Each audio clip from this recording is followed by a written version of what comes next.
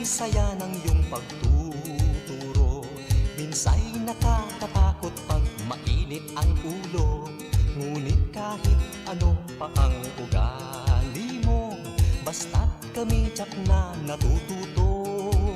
O guro ko, o guro ko, ang iyong tungkulin ay di gawang biro. Ngunit ako'y bilib sa'yo, dahil sa'yo buot ko'y tumatalino. Good afternoon to all of our listeners here at DWDD Katropa Radio. You are listening to your favorite Sunday afternoon habit, The Voice of the Teachers, the only radio program for teachers, by teachers, and with teachers. Sitting in for Dr. Ray Samson, this is your host, Bobby Ancheta, and with me is ang guidance counselor ng bayan, si Katropang Herman. Ayan, so magandang hapon sa ating mga katropang nakikinig ulit ngayon upang subaybayan na naman isang magandang episode na naman ng Voice of the Teachers. Kumusta ka, Katropang Herman? We have not seen each other for quite some time. I think the last time that we met was during our Christmas party. Yes, Teacher Bob, no? Kasi nga naging busy ang lahat sa mga activities ng Christmas at ngayon naman ang daming activities natin. I think napaka-busy ng lahat ng tao, no, para sa bayanihan, sa pagtulong sa mga kababayan natin sa Batangas at Cavite. That's correct. And in fact, I'm very happy that you're with me this Sunday because I remember you told me you wanted to go to Taal to the area to be able to help them, but since change of plans, I'm very happy that you're here with us. Yes, Teacher Bob, kasi may mga cycle naman siya eh. So cycle 1, cycle 2. So mamaya i-discuss ko yung mga gusto mag-volunteer po sa group namin and also sa mga related group sa guidance na rin sa aming field para po makatulong sila kung saan man silang area, so hindi na nila kailangan lumayo. Yes. Para magkaroon ng coordination. We have 2 segments this afternoon and we are going to be tackling psychology first aid 101, especially for victims of calamities, and we will also be talking about the journey of an academician who is also a reservist and an ROTC advocate. So before we proceed with our 2 segments this afternoon, we would like to thank the AFP for providing the teachers with a platform in which we would be able to discuss our concerns specifically related to issues on education, learning, and teaching. So, Katropang Herman? And yes, Teacher Bob, no, gusto rin nating pasalamatan sina Secretary Delphine Lorenzana ng Department of National Defense, AFP Chief of Staff General Noel Clement, AFP, CRS AFP Commander Brigadier General Ernesto Castro Torres Jr., AFP, Group Commander of Media and Civil Affairs Group, and DWDD Katropa Radio Station Manager Major Lozel Lara, at DWDD Katropa Radio Production NCO Sir Jeffrey Malimban. Magandang hapon po sa kanilang lahat. We would also like to thank our sponsors for our colorful VOTT mugs, the Asian Psychological Services and Assessment Incorporated, or APSA. Thank you very much for our very colorful mugs. We would like to say hello to their CEO, Ms. Liberty Nolasco, and their Business Development Head, Ms. Adelaida De Perio. For inquiries, you may contact them through 527-7277 or 527-1901 or email them at apsa1281@yahoo.com. Proceed. And also, we would like also to say thank you to Slimmers World. And last but not the least, we also would like... Okay.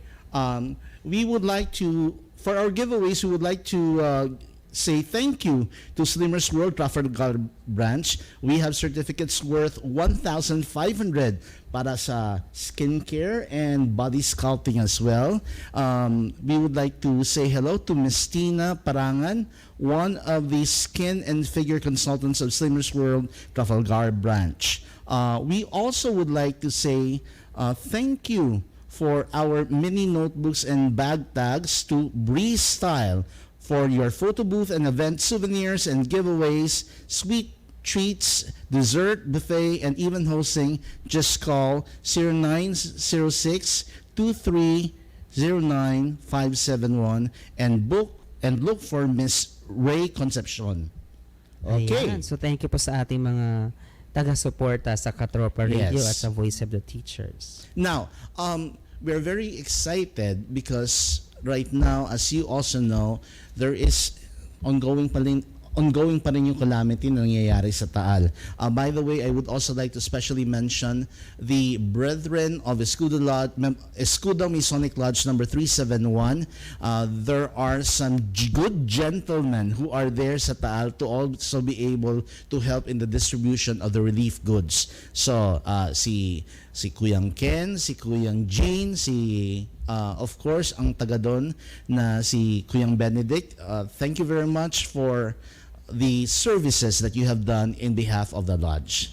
So this afternoon, in connection with the calamity that's ongoing right now, we will be tackling on paano ba natin ihahandle ang mga biktima ng kalamidad. Yes, Teacher Bob, no. We all know naman na talagang aside from psychological concern, nandyan yung need nila yung food, yung mga damit, yung clothings, ganyan, mga toiletries, water. Pero mayroon pa isang area na dapat nating tutukan, which is yung psychological wellness nila. Yes, dahil nata-trauma nga sila. Yes, Teacher So how Bob. do you handle victims or those who are undergoing these trauma? Yes, at ngayong nga hapon ay bibigyan natin ng kalinawan at para maging malinaw sa lahat din na gusto maging volunteer na mag-facilitate ng psychological first aid. Mamaya magbibigay kami ng mga iba pang detalye about it. Pero intindihin natin, let's learn today kung ano ba yung tungkol dyan at para mas madali sa kanila pagpunta nila sa mga orientation program, mayroon na silang konting idea, ito pa lang psychological first aid. So dito pa lang sa radyo ay bibigyan na natin sila ng mga impormasyon para maging mas maayos ng kanilang pag-volunteer po. So ngayong hapon may invited akong guest which is isa sa colleague ko from Philippine Normal University, classmate ko po ito. Nagpag-abot kami sa grad school nito eh. So, siya po ay nagtapos ng AB Psychology and Master of Arts in Education in Guidance and Counseling at Philippine Normal University. At the same time, she's currently a guidance counselor at St. Mary's Academy, Pasay City. So, hindi ko na patatagalin. Ang guest ko for this afternoon is Ms. Josie B. Lapid, registered guidance counselor and registered psychometrician. Magandang hapon sa iyo, Katropang Josie. Bati ka naman. Magandang hapon po, Katropang Hernan at Katropang Bob. At Yes. Ma'am, good Si afternoon po. Ma'am Rambel. Yes. Ma'am Rambel. Good afternoon po. Ayan, so ngayon, alam ko medyo sasagwi lang muna ako ng konti. Alam kong maliban sa work natin sa Guidance and Counseling Office, ano pa po yung mga iba pang extensions ng activities ni Miss Josie sa school or maybe outside school? Extension services, most of my time po as guidance counselor, pero every Friday I have this peer facilitators club. So we are training students to develop them to become more confident about themselves, learn some life skills. Kasi minsan yun ang kulang sa bata ngayon eh. Maalam sila, pero yung pagdating sa buhay-buhay, medyo kulang sila doon. Yung nga yung sinasabi natin, pati pagluto hindi marunong yung mga bata. Which is napaka-basic. They lang may sa be very, lahat. very good with the use of their cell phones, their smartphones, their tablets, computers, but basic life skills like cooking, ay hindi marunong. Siguro magprito lang ng Doing the itlog. Tahi ng Pagtahi. So these are life skills na kailangan matutunan ng bawat isa. Ayan. So, thank you for sharing, no, Miss Josie. No? Ngayon, so hindi ko na masyadong patatagalin. Alam na nga natin na yun na nga nangyari sa Taal, no? And ang daming mga activities, ang daming mga naghahanda para dito sa psychological first aid. And alam ko na ang psychological first aid kasi hindi naman yan talaga kailangan psych major as long as you have the passion to do it. Pwede ka naman mag-volunteer. Meron lang mga basic orientation na dapat nilang malaman, no? So, eto na nga, una kong katanungan, babanat na agad ako, Yes. Katropang Bob, no? So, what is PFA and why is this important in calamities like volcanic eruption like in Taal? PFA, psychological first aid. Mhm. Pag inisip mo siya, first aid, paunang lunas. So PFA is humane support assistance given to people who experience calamity, who experience sudden or abrupt changes dun sa kanyang situation. So makataong pagtulong. Yun yung PFA. So bakit siya kailangan? Kasi hindi lahat ng tao pare-parehas ng pagtanggap ng calamity pagtanggap sa isang senaryo. Maaring ako, kalmado ako, pero maaring si Ma'am tahimik tignan, pero Deep sa inside. loob, deep inside. So, Ito ngayon nakakatawa. Of course, it's understandable kung meron kang mga concerns na naiwan mo yung isang relative mo doon Yes. while the calamity is ongoing, sumasabog yung bulkan.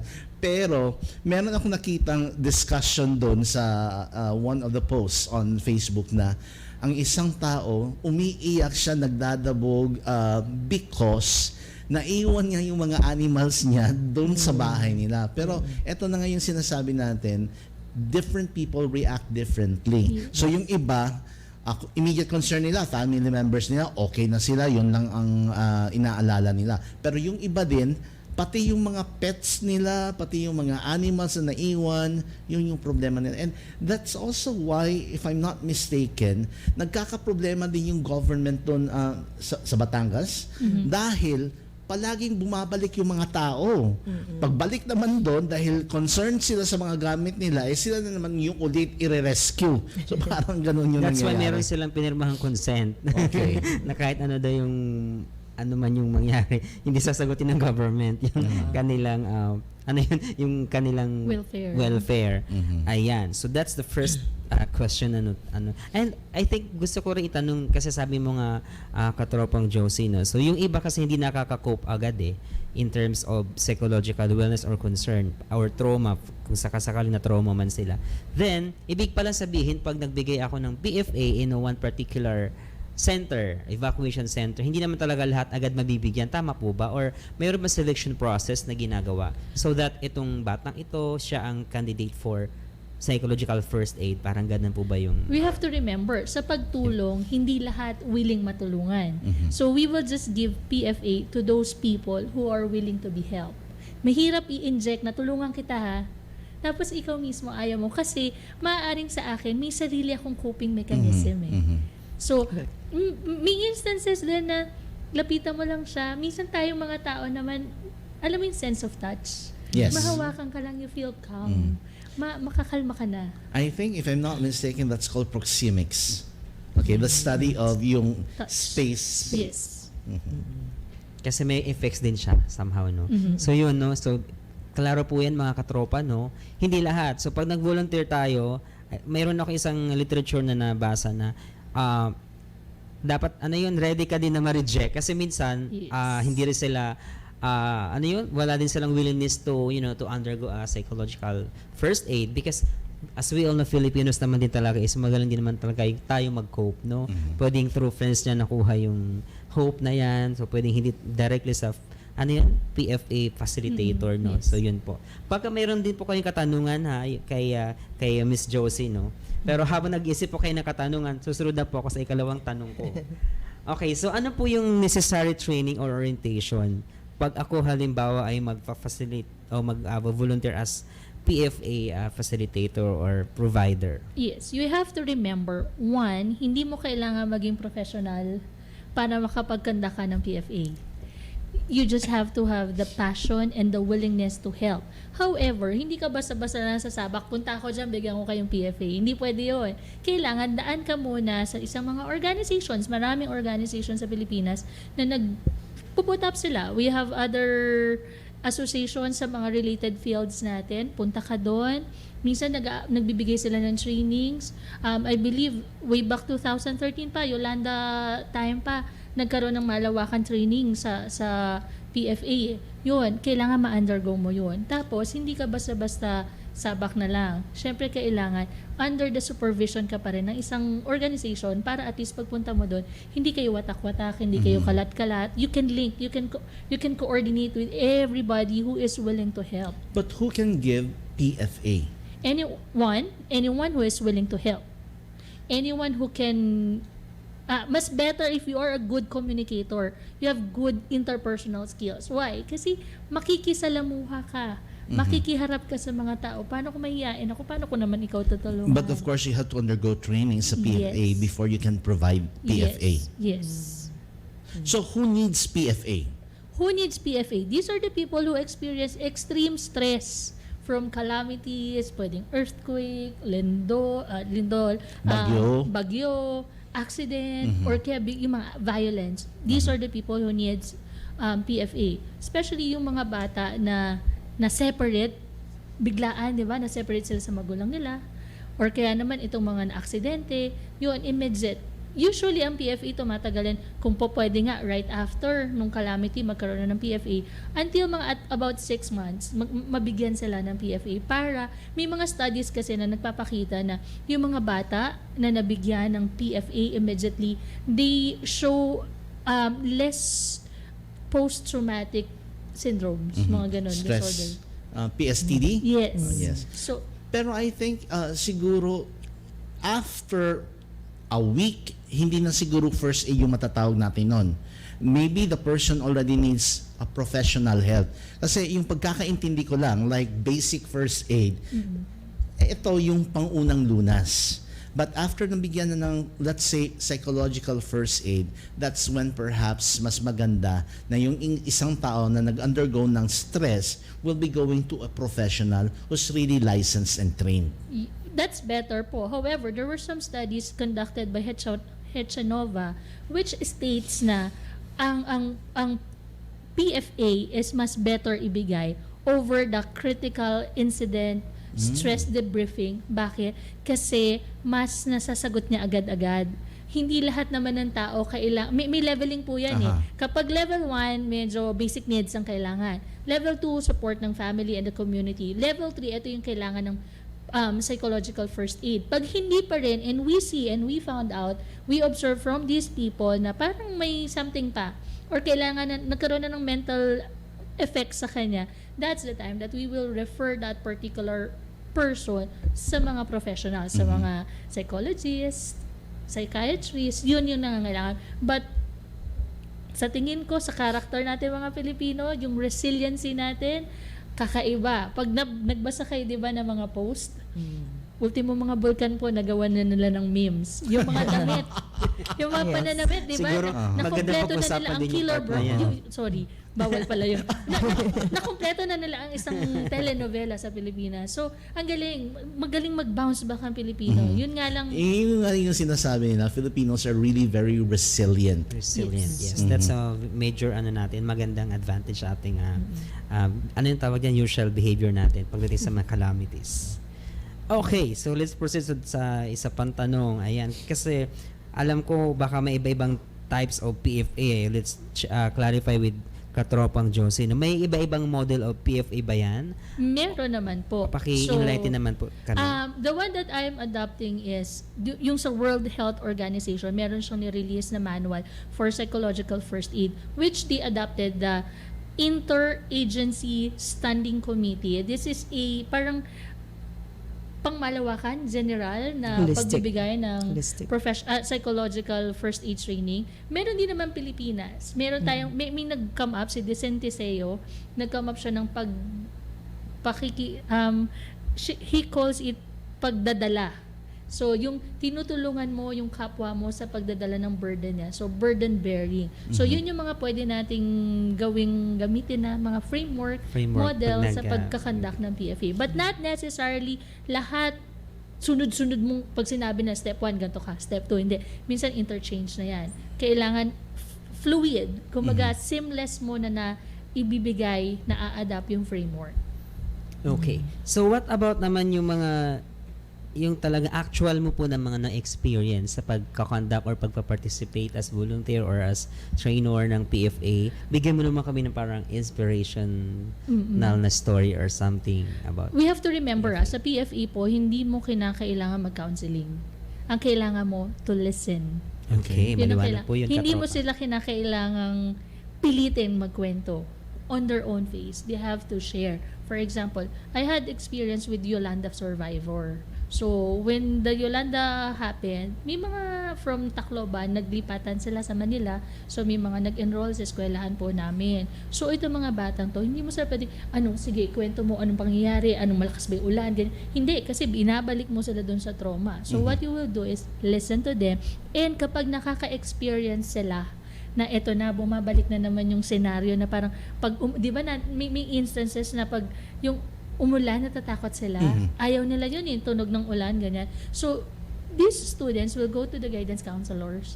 We will just talk to them. We will just listen to them. Hindi ka pwede mag-apply ng ganito gagawin kasi ganito gagawin. They just need to let go, share yung kanilang naramdaman. Tapos eventually, makikita mo na parang, ay, salamat sa Diyos nakatulong ko. Kasi makikita mo nag-smile, ngumiti, gumaang kahit papaano yung pakiramdam ng tao.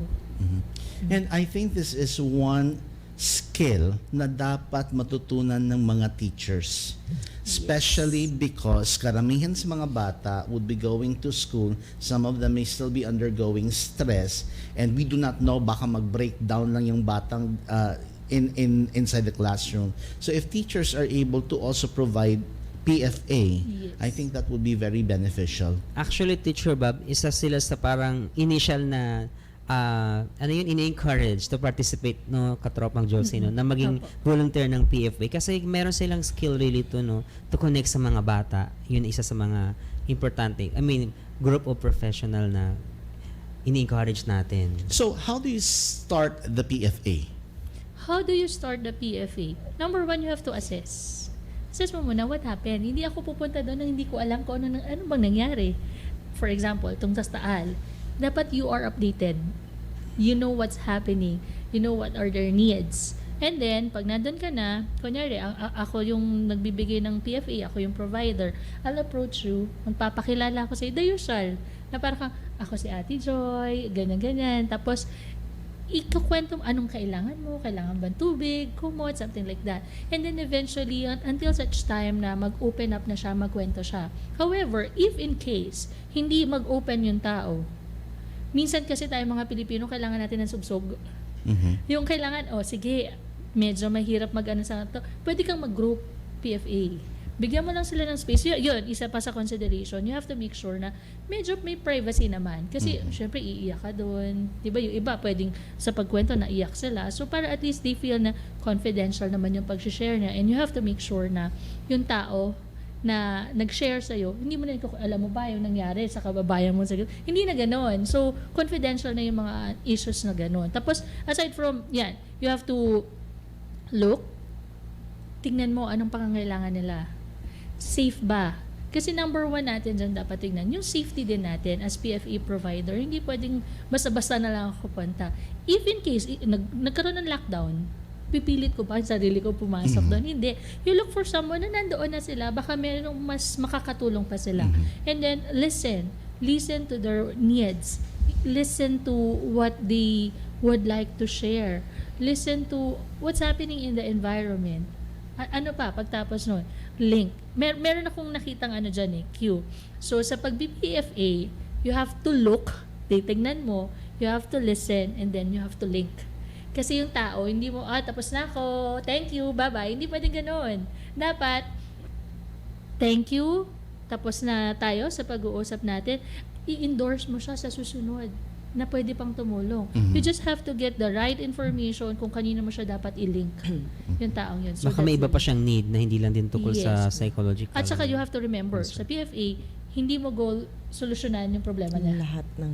Ang goal mo is matulungan siya na makabalik sa normal life niya, yung self-efficacy ba ng isang tao and the community itself. And by allowing them to air out what they're feeling, they're able to purge yung emotions nila, parang Yes. catharsis. Yes. So parang Ma-unload. Yes, na-unload to-unload. yung mga ano bang sa loobin nila, and somehow makahinga sila. Parang sa internet yan, minsan buffering tayo. Aha. Loading, ang tagal ng reaction, yung pala parang na-stress na pala sila. So yun, yung pag may makausap ka lang, sa normal life natin, para na rin tayo nagpi-PFA. The moment that you share your concerns, your needs to a person, na-unload mo yun, ang sarap ng pakiramdam, di ba? So I think etong nangyayari ngayon sa Taal, this is a scenario in which mga social work students and even Yes. psychology students would really benefit from if they would go there, volunteer, and then do PFA. That would really provide them with a very good experience. Parang nag-OOJT na din sila. Yes. Which leads me to the next question. Yung tanong ko naman ay, ang isang volunteer ng PFA, ano-ano yung mga dapat dala-dala niya pagpunta niya maliban sa kanyang mga skill na meron siya? Real talk to, pagpunta niya doon sa venue or sa center. Sarili niya. Mhm. Yun ang dala mo dapat. Your passion. Kasi hindi ka pwedeng, yak, ang dumi, Yes. ganito. Hindi eh. Your passion, your communication skills. Kasi you will communicate. You will connect with these people. Hindi po pwedeng, natatakot ako, bakit ganun siya? And number one pa sa communication is, you should know the language. Ang hirap mag-communicate kung may language Yes. barriers kayo eh. Mhm. Hindi ko maintindihan yung sinasabi. Just for example po, when the Taal erupted, we were there. Hindi namin maintindihan. Although pare-parehas tayong Pilipino, hindi po namin maintindihan kung ano na nangyayari. So we were asking them, Kuya, yung tour guide namin, Kuya, ano pong nangyayari? May nahulog po bang bata? Ay, wala yun, ma'am. Huwag niyo po intindihan. Yung pala, yung sinasabi ni Kuyang ganon, is para kumalma kami, huwag kami matakot. So, ang hirap, di ba? Parang, ay, mag-i-erupt na pala. Yun na pala yung ibig sabihin ng pag-ano nila. Nalaman na lang namin na mag-i-erupt siya kasi mas marami pa yung nauunang tumakbo sa kabayo namin kesa sa amin. So, that's the time na sinabi nung tour guide na, ma'am, wag na po kayong nervyusin, pero nag-aalburuto po ang Taal. As in ngayon na. Sabi, opo, umuusok na po siya. So, yun yung mahirap pag language barrier. Paano ka tutulong kung hindi kita maintindihan? Alam mo sabihin ko, please repeat. Ano po ba yun? Meron pa isang challenge dyan, katropang Josie, no? Meron pa mga centers, evacuation centers na may special needs ang mga nandoon.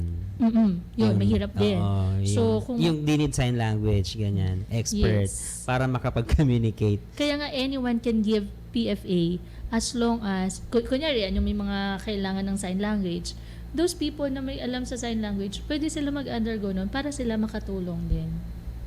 So yun po. And also, I'm down now to my last two questions.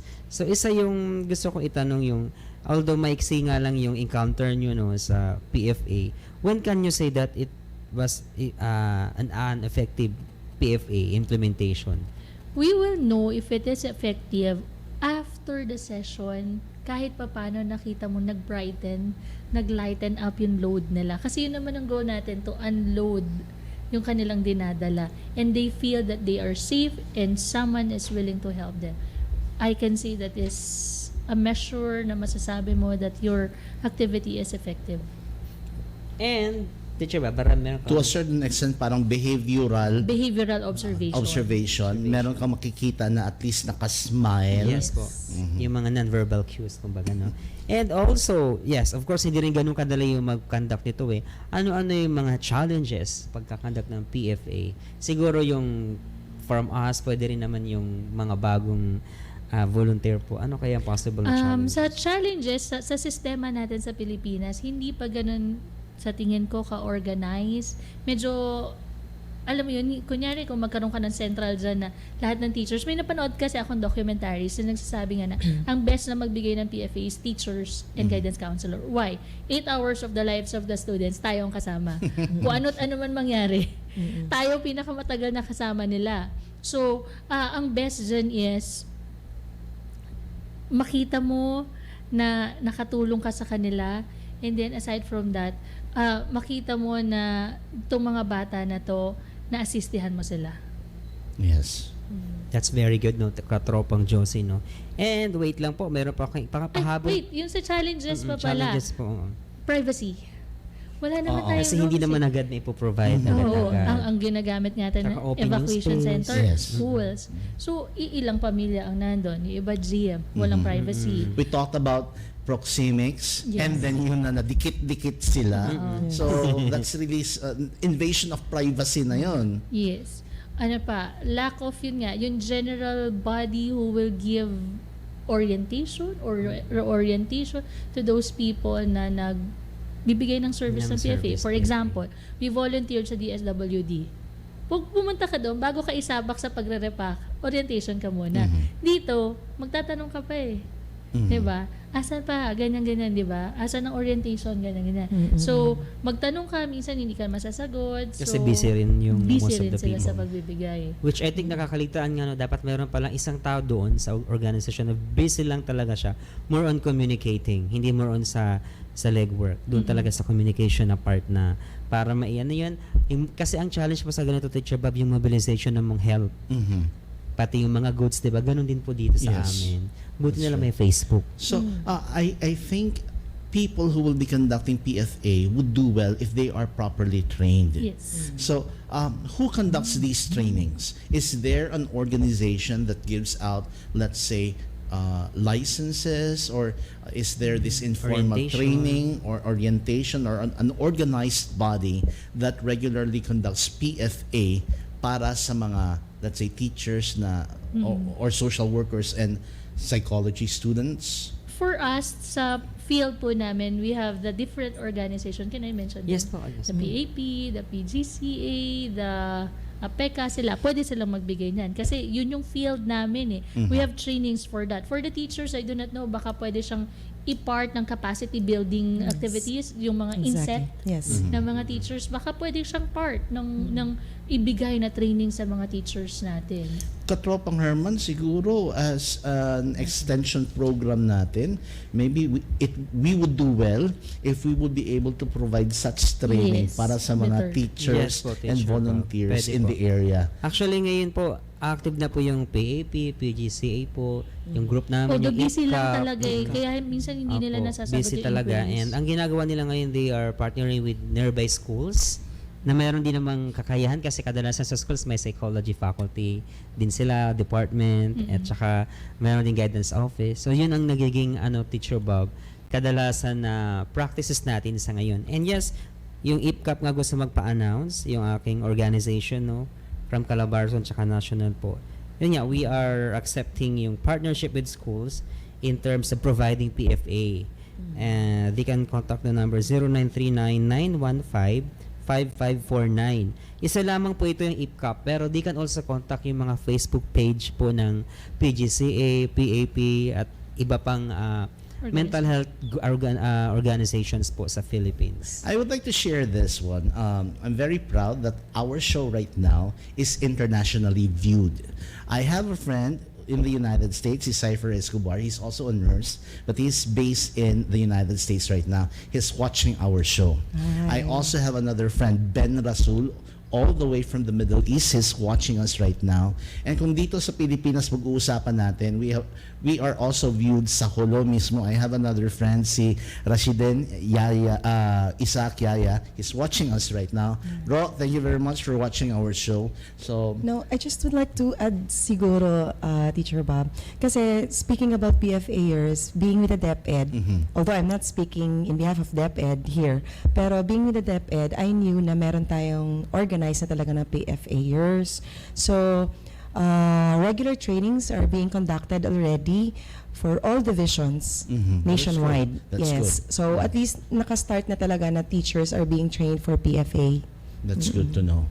That's good. But At as least- we all the time say, more hands make the work lighter. Yes. So if we are able to have more volunteers, mas nakakabuti dahil yun na nga, ilan ba yung mga victims na andon, and they all need a listening ear. Correct.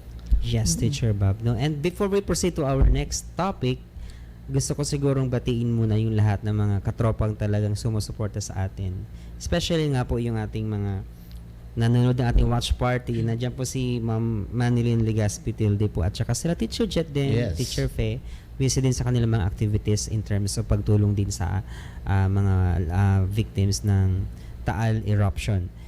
And last po, katropang Josie, no, baka may gusto po kayong mensahe para sa mga gustong maging volunteer ng PFA service or facilitation. So, if you would like to volunteer, yung pong mga nabanggit naming organization, just contact them. Yung IPCAP, Opo. So, contact them. Binigay na po ni Sir Hernan yung number. So, pwede nyo na silang kontakin. Yung iba naman through FB pages po ng iba-ibang mental Organizations. health provider organization. Eto, this is an advanced greeting. I would like to congratulate all of my classmates of the IMES class, which started the other day. IMES is a course for Masons. I'm a part of the class right now. Medyo escapo lang ako for that show, but I will be back immediately after our show, and we are going to be graduating this afternoon. So to all of the IMES classmates ko, congratulations in po. advance. And also, Teacher Bag, congratulations pala yung writing career mo ngayon na bagong namuo career. Congratulations. Thank you. I just started writing again after more than 14 years of not writing. This time around, I have been invited by the RCE Star News. So I'm writing for a column sa kanila. It's HR ASEAN. ASEAN is HR around the Southeast Asian nations. Kaya ASEAN. So I will be discussing issues related to HR not only in the Philippines but also around the region. So yun Ayan. yung And thank you, objective ko. Katropang Josie. But you can stay kasi you can also be And you part can of also that. ask Yes. questions sa ating next guest. Pero baka gusto nyo batian from your school. Baka Hello po. magtampo yung mga friends natin from Hello St. po Mary's. sa mga gorgeous guidance ladies ng St. Mary's Academy Pasay. And pwede bang mag-plug? Yes. Pa-plug ko lang po by December 19, 2020, our batch 91 and 95 will be having our jubilarian kami sa St. Mary's. So December 19, 2020, punta na mga Marians. Okay. Now, I'm very happy to have with us this afternoon a classmate of mine sa law school. We graduated in the same year. She has a lot of titles after her name. Aside from being a licensed guidance counselor, she's also a licensed psychometrician. She is employed with the Department of Education of the Polog City Division. She also is a captain sa reservist. She is a member of the Corps of Professors here at the AFP. Ladies and gentlemen, let's say hi to Ms. Rambel Flores. Thank you, Teacher Bob, Katropang Hernan, and of course sa ating viewers and listeners ngayon, especially sa DepEd family ko, and of course the AFRESCOM and ARESCOM. And if I'm not mistaken, si Ms. Rambel is also a broadcaster. Hindi ko nga lang na-renew yung lisensya ko sa KBP. Sorry po. Okay, Ms. Rambel, let us talk about your experience. Kasi right now, I know that you are an S1 and S3. Yes. And then you are also a, how do you call it, commandant? Assistant Commandant. Assistant commandant of one school in Mindanao. Yes. And then you also underwent training dito mismo sa AFP. Let's Yes. talk about that. Wow. Okay, thank you for this opportunity first and foremost. Yun nga, I'm so privileged na kahit na parang dead siya na dream ko noon na to be in the uniform service, pero nung way back 2015 with General Aloba in Mindanao, dun sa 101st Brigade, na nabigyan ako ng chance na ma-commission as reservist officer with the rank of captain nga. And then, was sent for a strategic CMO. So, that's civilian military operations na schooling. So, parang dun ko talaga na-realize how vast I could help our community through this pagiging reservist nga. Mm-mm. So, parang more on community counseling service or program ang naipo-provide pala ni ma'am. Yes, oo. Sir.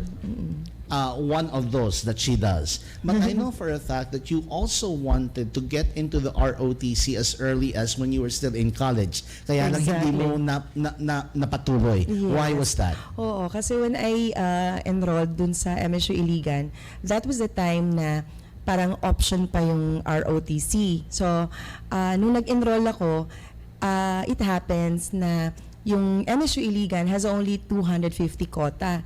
And since babae ako, andun yung parang gender bias ba na, yung mga babae, withdraw muna kasi marami pang mga lalaki hindi nakapag-enroll. So, yun.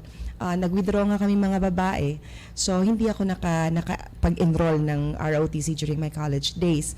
Pero nung nag-teach na ako ng college school dun sa Dipolog, I had this opportunity again to enroll in ROTC. Dun din mismo sa pinagtrabahuan ko. So, parang, yun, talagang passion ko na talaga siguro sa uniform service. Tell us, what attracted you to the ROTC program? Actually, parang wala siya sa plano kasi nga andito na ako sa DepEd side. And then, that was the time when I was commissioned way back 2015 na nabigyan ako ng assistant commandantship nga na position dun sa ROTC unit ng Dipolog School of Fisheries. And additional pa, meron pang Jose Rizal Memorial University ngayon.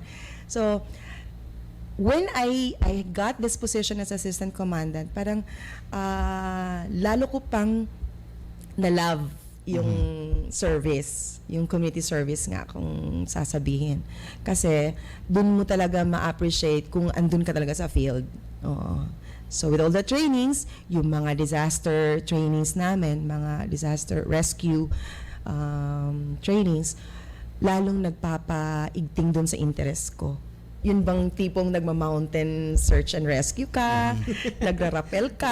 Naka-excite yun ang naging field ni ma'am, no? Yes. Makikita mo kung gaano ka well-rounded ng mga guidance counselors dito sa Pilipinas. I'm quite sure many of your friends and colleagues ask you why you do what you're doing, even with the number of things that you are very busy with at work. So ano yung mga palagi nilang tinatanong sa'yo, and what was your response to them as well? Yes, you're correct, Teacher Bob. Kasi ang dami talagang nagtatanong, bakit? Kasi sa dami-dami ba namang trabaho sa buhay natin. Pero I really had this time for the reservist work. Kasi feeling ko parang noon pa man, andun talaga siya. Parang napupukaw lang siya nung 2015. So, maski nag-teach na ako sa tertiary level for 10 years or 12 years, more or less. And then, andito na ako sa basic ed ng DepEd. Pero ganun pa man, andun pa din siya. Parang nabubuhay talaga siya. Ewan ko. Tama, Teacher Bob. Ganyan din ako eh. Hindi ko rin inisip na magiging part ako ng isang radio show. Yes. Kasi ang talagang dream ko noon is parang journalism yung degree. Somehow there's an Babalik at invisible... babalik yung... Yes. yung There is an first love. invisible hand that just makes things happen. Correct. Doors are open to you, and sometimes you do not even assume, you do not even think that these opportunities will come your way. But they Exactly. do. Yes. But if it's already offered to you, andyan na. If you can do something about this opportunity, why not? Yes. Ngayon naman gusto kong tanongin, Teacher Bob, like for example, no, alam ko marami, I think hindi lang naman guidance counselors na pwede maging kagaya ni ma'am na naging part ng, reservist. Yes.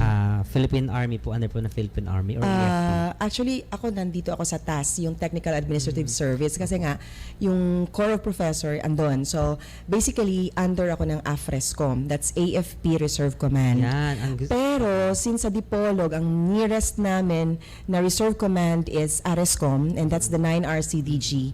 Kaya, nagre-report kami doon sa Punta Blanca mismo, Manukan, na 902nd CDC, Community Defense Center, and then directly doon sa 9RCDG nga sa Pagadian. So, yun. How often do you report? Actually, being the assistant commandant, expectedly, every Saturday talaga siya.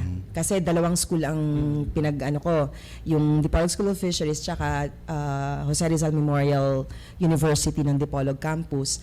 Basically, every Saturday yung session. Pero kasi nga, DepEd ako, diba? Reservist is parang part-time ko lang talaga siya. So kapag gaya ngayon, official travel ako, kasi 20 to 24, I have this official travel sa DepEd. So since andito ako sa weekends, so eto nga, Yes. special feature siya. Na-invite si ma'am. Oo, na-catch up namin yung schedule. So yun, parang expected every Saturday, pero pag kailangan ako sa aking main Work or job. Oo. Hindi naman seloso si reserve. Oo. So, gano'n. I am just reminded with my father because my father was also a reservist. When he retired, he got the rank of colonel because yun na nga yung sinasabi natin. You get one rank higher. You're given one rank higher when you retire. He was a lieutenant colonel for quite some time, and then eventually, when he retired, of course, he became a full-fledged colonel. But when we were growing up, I specifically remember he would all the time go to the camp in Pagadian to report. Dao. That's in sa Dao. Yes. So he would all the time bring us, and then he will be going there, maybe just say hi, hello, just to show up. And we did not understand it because we were still maybe about 7 years old, 8 years old. But I remember that he would all the time go there kasi magre-report daw siya. So that's one of the things that I would also like to understand better. Si katropang Dr. Reynaldo Orsina Samson is also a reservist. Even though he is a police, he is with the PNP, he's also a reservist, and I believe he's also a member of the Corps of Professors. Yeah, Okay, so how do you reach that level? Who can qualify to become? Yes. We are very curious. Thank you for the question. Parang Miss Baka pwede Universe. pa tayo yung katropang Joseph. Exactly. Pwede talaga. So, for those who are really interested, ang pwede talagang maging reservist.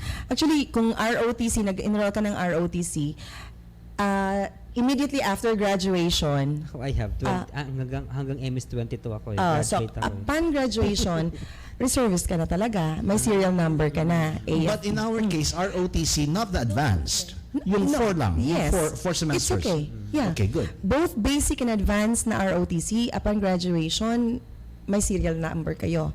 And gaya ko na commissioned officer, like pag may PRC licenses kayo, be it nurse, medicine, social worker, eto, guidance, psychology, all the rest, engineers, pwede sa AFRESCOM. And that's, I see. oo. And then civil service eligibility, Pwede rin professional, yeah. So, kapag meron tayong ganito, qualified tayo sa AFP Reserve And Command. what do reservists do? Okay. First and foremost, passion din. Kasi kapag ka reservist ka, may serial number ka, pero parang pang ID mo lang, pang kwan lang, pang papel, pwede kang hindi magsiserve actually. Pero kagaya ko na parang andun talaga siya, parang ganun din, magsiserve. You will be looking for opportunities to serve.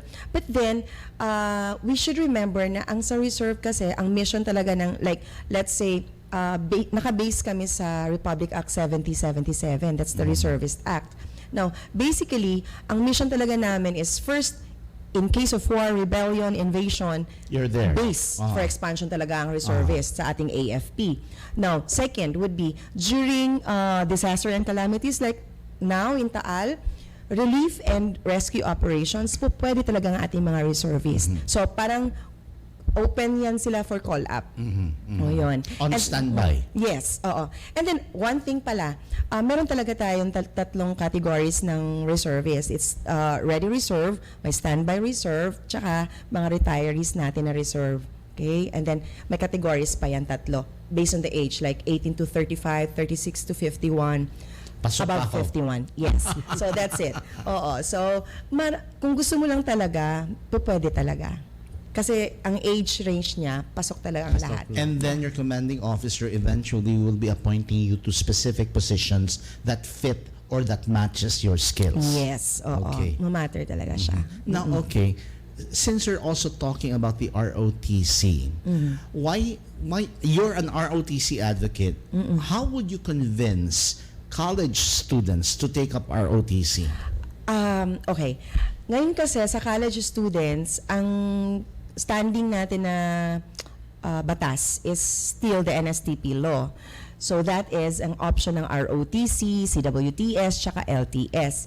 Now, isang option lang siya kasi wala pa tayong mandatory ROTC nga, standing pa din siya sa Congress.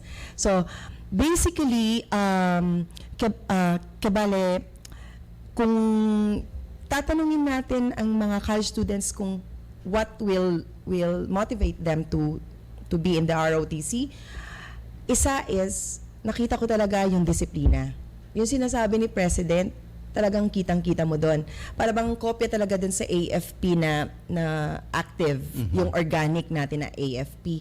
So yung disiplina na dito sa regular natin na tropa, makikita natin doon sa ROTC. Now, sabi, meron doon corruption. I'm sure ang daming negative na kwan dito sa aking pagiging advocate ng ROTC. Pero when we speak about corruption, when we speak about yung mga hazing na ganyan, definitely wala na siya. In fact, me as an assistant commandant ng 2 schools namin doon sa Dipolog, talagang we make sure na like, for example, may training kami, basic, advanced man yun, we really supervise. Even the bringing of those sticks, yung ganon, Yes. na para bang Baka gamitin for, pantakot, pang ganon-ganon sa mga kadete, hindi talaga pwede yan. So, we really made sure na mag-iba na talaga yung imahe Yes. ng ROTC dun sa field. And, of course, yun na nga, college siya ngayon with the NSTP law, pero basically, pag mag-mandatory ROTC na tayo, hopefully, mag-gain natin ng support, andun na siya sa senior high school. And, okay. of course, our Secretary Briones is really giving Of the DepEd. yes Okay. giving the full support. Merong ano na talaga, may stand na talaga ang DepEd. Oo. Na in fact I'm texting and I was informing my SDS Sir June Batan and of course my ASDS Sir Jay ng DepEd Dipolog. I was informing them na I'll be here sa radio program ninyo, Teacher Bob. And then I'll be speaking not in behalf of DepEd, but sa aking personal experience and views on being an ROTC advocate. Now, to also become a commandant in your school, you had to undergo training as well, Yes, right? meron Separate siyang pa siya, teacher. tinatawag na Yes. pre-deployment training for ROTC instructors. Okay. How long is that? 1 week siya. Conducted dun sa DAO, 9RCDG, kung saan yung nearest RSCOM. Kasi parang may curriculum din siya, Teacher Bob. Yes. Yes. It's not only pure training. Yes. di ba? Meron talaga siyang program of instruction, tawag namin. Sa And meron siyang- who can qualify? Yun, pag reservist ka na, So you have to be a reservist first. yes. Okay, let's go back to that one. If you're a graduate of your ROTC in college, naka 4 semesters Yes, ka, that means meron kang serial number. Yes. And you can qualify already to become Instructor, ROTC instructor. Okay. Pero, yun na nga, ganun din, meron talagang pre-deployment training kasi yun ang sulat ng mga terminal tsaka enabling objectives, yung mga ganun, being an instructor. Pero, unang-una, reservist ka talaga. Okay, so we were just talking about the qualifications, who can qualify. But what are the ideal qualities of a good ROTC instructor? Okay. First is leadership. Leadership talaga. And of course, pangalawa, yung discipline. Kasi pag leader ka, tapos wala ka namang command of discipline na siyang parang pinaka-basic and essential ng ROTC program natin, wala din talaga. Kasi kung leader ka nga, pero hindi ma-manifest dun sa behavior mo ang pag-lead ng mga kadete natin, para na ding, para bang you teach them how to become what you are, na hindi talaga siya ideal na leader. Values pa rin talaga Yes, ang value pinaka-importante. formation talaga siya. All right, Captain Rambel Flores. This segment has indeed been very enlightening, and I'm quite sure si Ma'am Josie also agrees. Oo. Sabi ko nga, parang related talaga yung segment ninyo ngayon. Kasi like Nag-connect-connect calamities. Oo. So right now, our reservists are very, very active dun sa Taal na incidents natin. And I'm just would like to speak about the incident command system kasi kanina nakikinig lang ako sa inyo kasi nga si Ma'am Josie yung natin Yes. for PFA, and I was really kasi na-train din ako sa ICS basically kasi reservist nga ako. So sa ICS kasi incident ICS command means? system, incident command Okay. system, kapag every time may calamity, may disaster, whatever it is, may emergency, automatic kasi mayroon tayong incident command system. Okay? Tapos nag-ano siya, interagency siya. And this is actually the system na dapat gamitin natin na hindi pa masyado. Pero actually nagagamit na siya sa mga LGUs natin. Tapos merong incident commander, that's where our PFAers would really report Kasi para hindi sabog ba Yung yung services. coordination. Yes. That's actually, kaya sabi ko talagang Kasi i-mention ko yung yun ang challenge ICS. kasi how to mobilize everything. Correct. Pag-transfer ng mga goods, Yes. pag-transfer ng mga Diba? Nung services. iba, kapag ka hindi nakakuha dun sa incident command system, diretso sila dun sa mga beneficiaries natin. Baka may poison yun, may kwan. So, Yes. dapat talaga Kung maaalala mo, centralized. Teacher Bob, yung isa sa friends natin, yung I Volunteer Philippines, nabuo yun dahil doon sa mobilization coordination Yes, that's ng correct. Yolanda. Okay. Doon siya That's nagsimula. good. Okay, so we don't have time anymore. This has been a very exciting and Yes. enriching discussion. Thank But before you. we go, we would like to again thank our partners, the Slimmers World Trafalgar. We also have Breeze Style para sa inyong mga needs sa party and mga snacks and photo booth. And we also have APSA, the Asian Psychological and Services Assessment. Assessment Service.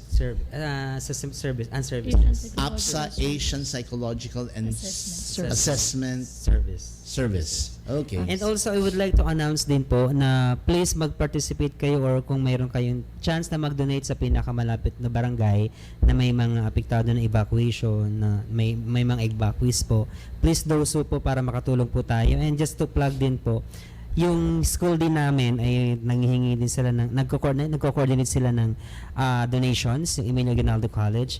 They can contact yung OL ko, which is 0464164341 for their donations. Ang request po ng mga evacuees po is mostly daw food. Kasi yung mga damit, mas marami na. So, kompleto na. Foods na Okay. daw this time. Thank you. Okay, so in behalf of Dr. Ray Samson, this is your host, Bobby Ancheta, This is Herman Briñas. and we are the voice of the teachers. Ito ang DWWD 1134 kHz. Balita, impormasyon at musika. AM at FM pinagsama. Ito ang Katropa Radio. Iba tayo. Kayo ay nakatutok sa 1134 kHz. DWDD Katropa Radio. Iba tayo. Kami po ay kasapi ng KBP, kapisanan ng mga broadcaster ng Pilipinas. Sila'y mga tunay na mandirigma. Tagapagligtas